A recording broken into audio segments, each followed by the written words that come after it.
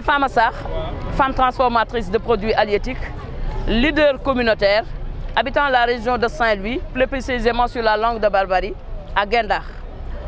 Aujourd'hui, je suis vraiment très fière de ma communauté. La cause est très simple. Je suis parmi les investis sur des listes sur les listes législatives. Et aujourd'hui, je suis très digne et très fière de représenter ma communauté. J'ai été investi sur les 100% et à 90% du secteur informel. Quand on parle aujourd'hui du secteur informel, ce sont ces braves gens, ces braves femmes, ces braves jeunes qui se lèvent très tôt le matin et qui rentrent très tard le soir, qui vivent sur la cire de leur front, qui n'attendent pas la fin du mois pour avoir quelque chose à amener chez eux. Je suis aujourd'hui très fière de représenter ma communauté, qui sont des veillants et des braves pêcheurs, qui sont aujourd'hui et qui s'activent et qui participent sur l'économie intégrale du Sénégal. Je suis aujourd'hui très fière de porter un flambeau, mais aussi de représenter ma communauté dans cet hémicycle pour aujourd'hui parler des problèmes que vivent les pêcheurs. Si aujourd'hui je dis les pêcheurs, je ne vais pas m'arrêter sur la langue de Barbarie ou bien à Saint-Louis. Je serai beaucoup plus là, c'est-à-dire sur les 7718 km de côte, de Saint-Louis à Kafountine, où nous rencontrons d'énormes problèmes. Si je prends aujourd'hui l'exemple de Saint-Louis, on parle aujourd'hui de cette couloir de mort qui est l'embouchure de Saint-Louis, qui aujourd'hui est à 485 morts, dont on attend toujours que ces veuves soient prises en charge par nos États. Tel n'est pas le cas.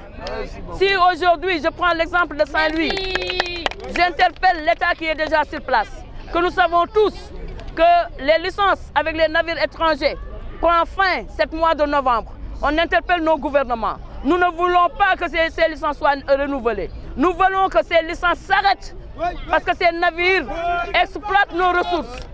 Ces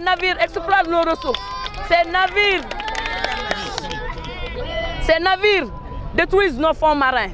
Si aujourd'hui, je prends l'exemple du Sénégal avec les ressources naturelles, si je prends l'exemple de Saint-Louis aujourd'hui avec l'exploitation du gaz offshore, si je prends les huiles du Saloum avec l'exploitation du pétrole avec le Sangomar, mais je prends aussi l'exemple de Kayar avec l'exploitation du gaz et du pétrole, avec BP aujourd'hui qui est sur place. On parle du zircon, on parle de gaz, on parle de dioxyde. Ici à Gandiol, on exploite aussi le phosphate. On attend que ces impactés, parce que nous, les communautés, nous sommes les impactés directs. Qu'est-ce que l'État a pris, ou bien qu'est-ce que l'État est en train de faire pour ces braves gens qui sont aujourd'hui les impactés directs, qui aujourd'hui ne peuvent plus aller pêcher. Si aujourd'hui, je suis élu au niveau de cet hémicycle, je défendrai les communautés, mais aussi je défendrai les braves pêcheurs. Ici, je dis bien, ici, où il y a la frontière sénégalo-mauritanienne, ici, où nos pêcheurs sont pourchassés, ici, où ces braves pêcheurs ont été tués, ici, où nos matériels ont été arraisonnés, on pètera cette plaidoyer pour que nos matériels soient restitués. Madame Sarr, qu'est-ce que vous allez dire par rapport à la violence qu'on note sur le début de cette campagne électorale? J'interpelle tout le monde, parce que quand même, nous sommes tous des Sénégalais. Et on a tous le droit de vote. Mais on a tous aussi le droit de choisir la partie qui lui convient. Pour nous, de notre côté, nous ne sommes pas des politiciens ou bien des politiciennes. Notre liste, qui est Gox Yu Bess, est une liste apolitique. Nous ne sommes pas contre le pouvoir, non. Parce que nous faisons partie de Diomaye président. Donc c'est nous qui avons élu aujourd'hui le président. Mais aujourd'hui, on a jugé nécessaire. Parce qu'on n'est pas sur une élection présidentielle, ni sur une élection communale. On est sur une élection législative où chaque communauté doit choisir un parmi ses fils pour qu'il puisse aller le représenter dans cet hémicycle. Je remercie encore tous les investis de Gox Bu Bess. Moi, Fama Sarr, je suis deuxième sur la liste nationale.